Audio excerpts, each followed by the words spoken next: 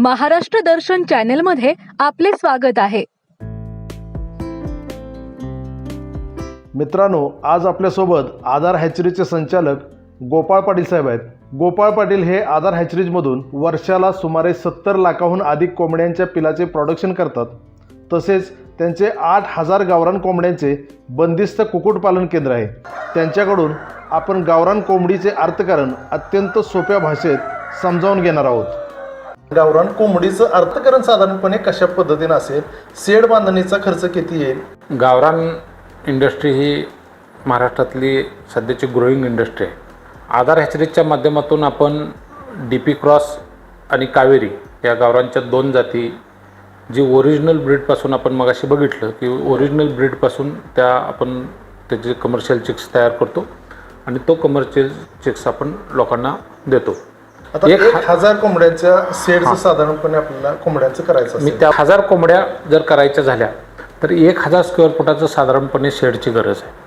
आणि आजच्या किमतीनुसार जर 1000 कोंबड्यासाठी जर शेड तयार करायचं असेल तर साधारणपणे शेड, त्याला लागणारी जाळी, त्याचे टोटल इक्विपमेंट यासाठी साधारणपणे खर्च येतो 2,10,000 पर्यंत साधारणपणे खर्च येतो।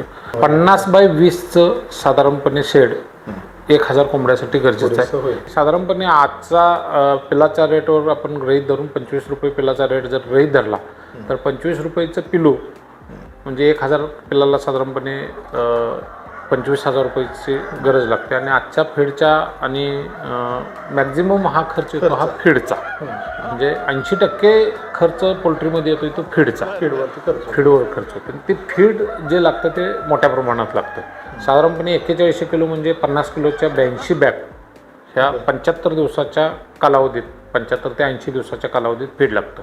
1000 पक्ष्यांसाठी एकूण खर्च जो येतो 1000 पक्षाला साधारणपणे 1,60,000 रुपयेपर्यंत, म्हणजे त्यामध्ये चिक्स आला, म्हणजे पिलाची किंमत आली, खाद्य आलं, त्याचे औषधोपचार आले आणि येणारा इतर खर्च आला, असा साधारणपणे 1,60,000 रुपयांचा खर्च येतो।